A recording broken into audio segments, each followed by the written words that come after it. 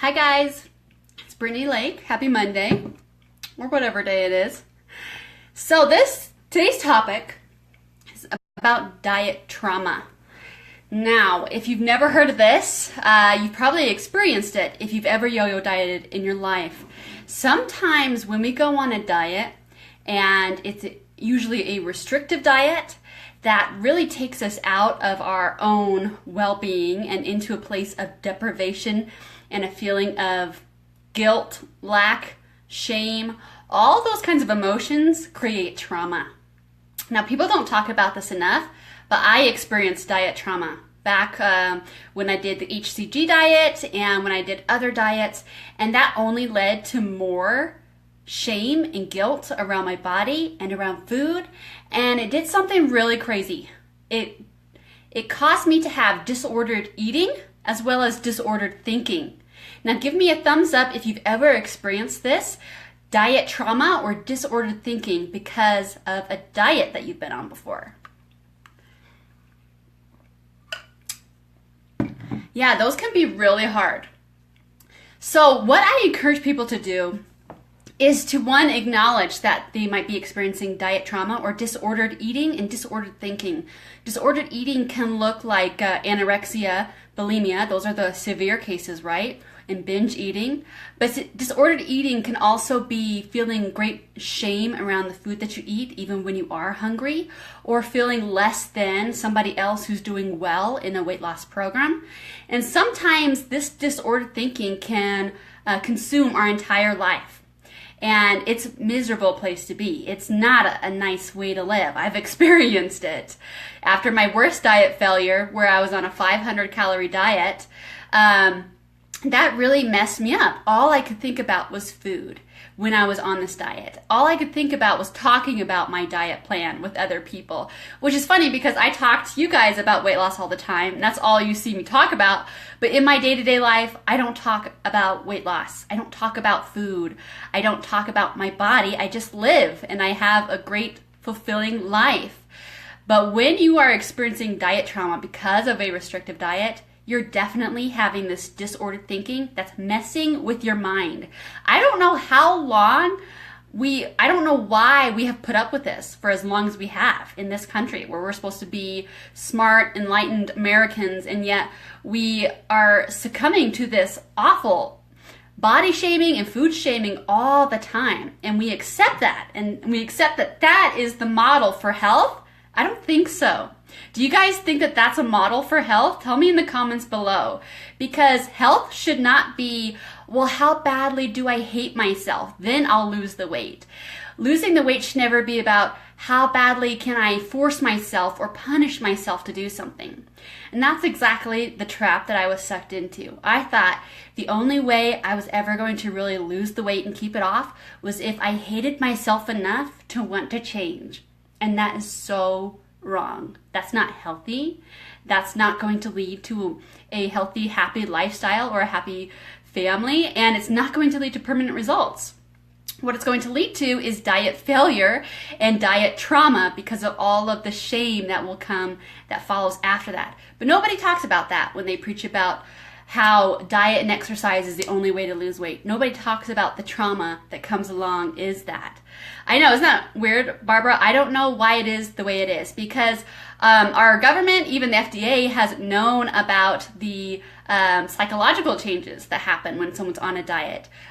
There's some really awesome case studies out there. I'm going to do a video on that sometime where men were put on, in the military, were put on a diet of 1,600 calories a day, and they went crazy on it. They started acting like the women of today who are on a diet, and they started buying up cookbooks and looking through recipes, and they would have these crazy cheat days where they would go out of control, and they became really preoccupied with food. So they knew this way back in the 50s and 60s, that that's what dieting did. It makes people crazy, and yet this is the model of health that we've been fed for the last several decades.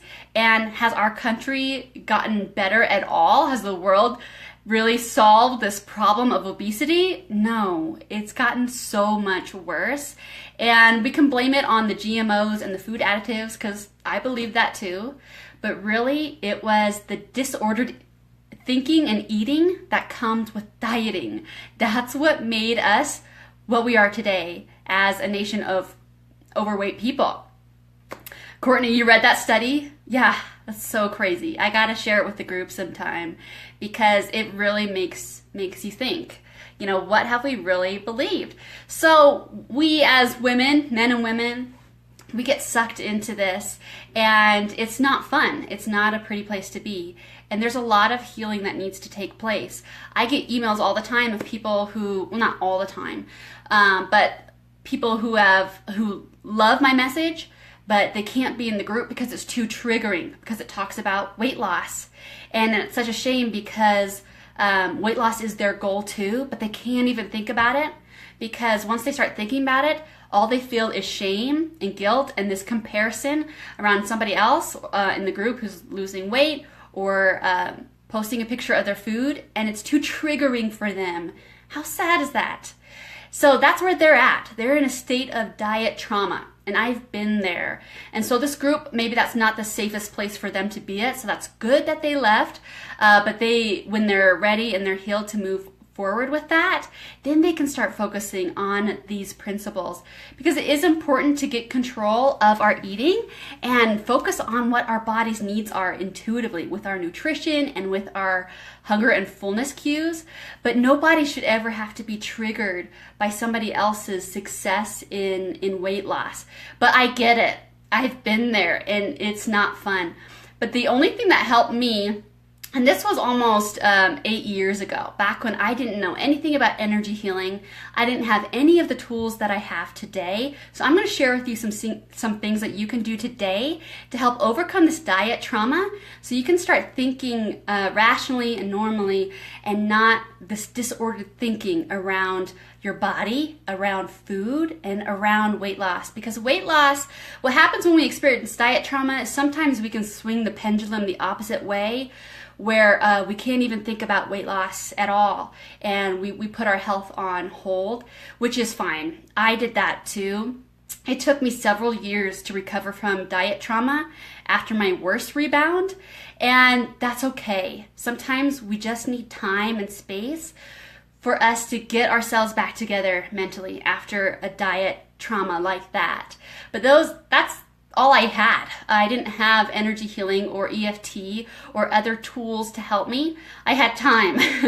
So I put away dieting. I put away the idea of weight loss for a while, and I just focused on loving myself and my body and accepting where I was at. And that was a really great place for me to be in. So as you'll notice, there are lots of different areas. I hate to say levels, because not one level is better than another. We're all in our own journeys in our weight loss journey. And it's a healing journey, especially if you have disordered eating like I did with my food addiction. But everybody's at different stages. There we go, that's a good word. Everybody's at different stages in which they need to nurture themselves mentally and emotionally and physically. Some people are ready to start losing the weight and focusing on the scale going down and really honing in on the intuitive eating principles for weight loss. And other people just need to heal first. Heal from the diet trauma, heal from the body shaming, heal the disordered thinking that they have around food. And that is okay. That's a great place to be in. So in my 10-week intuitive weight loss program, some people are ready to hit the ground running and do what's necessary to drop the weight eating intuitively. And other people, I call it more like yo-yo dieters rehab, where some people, we don't focus on weight at all because I know it's too triggering, and that's counterproductive for them for where they're at. So working with the coach can really help lay out your thinking properly, so that way you can have a good foundation for health, mental health, and emotional health. So that way you can make those steps at your own pace to get to the ultimate goal of where you want to be, which is in a lean body that doesn't have excess fat reserves on it that hinder its ability to move freely the way it wants to and to function in a healthy state. Does that make sense what I'm saying here? Everybody's at different stages. So we shouldn't judge one person's stage over another. Some people might be really ready to lose the weight and focus on the pounds dropping, and other people need to focus on healing first. And in the 10-week program, we combine all of that together. So that way you're not alone through this process. We need someone to help us build that foundation of mental and emotional health. And then we need someone to help us coach us through what on earth we're doing with our eating, what on earth is our hunger and fullness cues doing, and how to recognize those. Because the dieting industry, the dieting world has failed all of us, and it's never worked. Like, there's lots of ways we can lose weight, but there's lots of ways we shouldn't lose weight. And there's really only one way your body was actually designed to manage its weight, and that's through eating within the boundaries of hunger and fullness. So in the pinned post, you'll see a link to the hunger and fullness scale, which, by the way, if you're new and you're watching, put a comment below so I can welcome you to the group. But you definitely want to get your hands on the hunger and fullness scale. I give it away for free, you guys. I've adapted it from the intuitive eating scale, and I've adapted it so much that you can understand a lot more clearly what you need to do, what hunger and fullness looks like, so you can start getting in tune with your body. And in the meantime, while you're practicing those principles, if you're doing this on your own, I really want you to look into EFT tapping.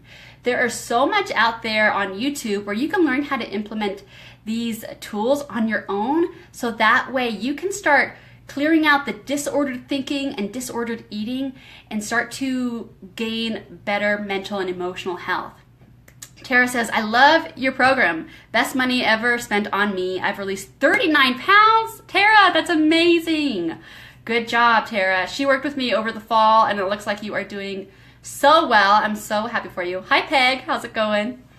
Yeah, so you guys, if you're experiencing diet trauma, we first need to heal through those layers first, so you can enter into another stage where you're ready to focus on weight loss. So if you're at the point where thinking about weight loss, thinking about eating intuitively is too triggering to even go there because of years of diet failure, years of learned hopelessness around your ability to lose weight, I really want you to look into EFT tapping, emotional freedom technique.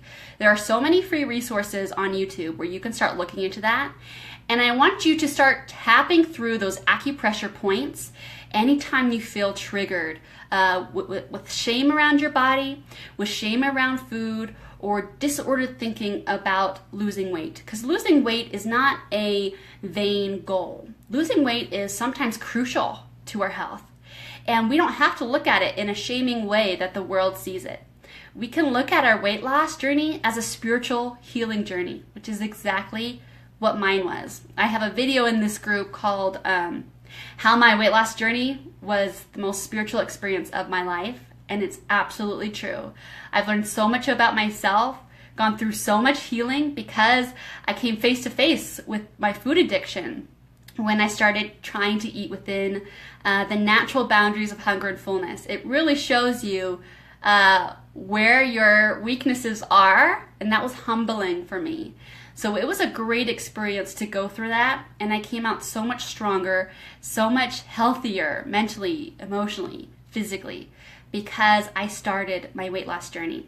But we can't compare it to the same way the world sees weight loss. So I don't want anyone in this group getting that confused. I guess there really is no other way to explain it other than keep watching my videos, and you'll see that this weight loss journey is totally different than how the world views weight loss. It's really about healing from the thin side out, working through the emotional stuff that's causing the disordered thinking and the disordered eating. And that's what creates permanent change. And that's possible for you guys. So if you want to work with me in the 10-week program, leave a food emoji in the comments below. If you're doing this program on your own and you're going at it, I want you to start looking up EFT tapping and using those tapping techniques to help you with the disordered eating and disordered thinking. Anytime you feel triggered, I want you to start going through and tapping through the acupressure points. So what is EFT? Oh crap, I gotta get going. I think I'm late for Stacy's call. She might be watching this, wondering why I'm still talking. Yes, EFT, I'll post maybe a video in it tomorrow in the group. So look for that. And you guys have a great night. God bless. Bye.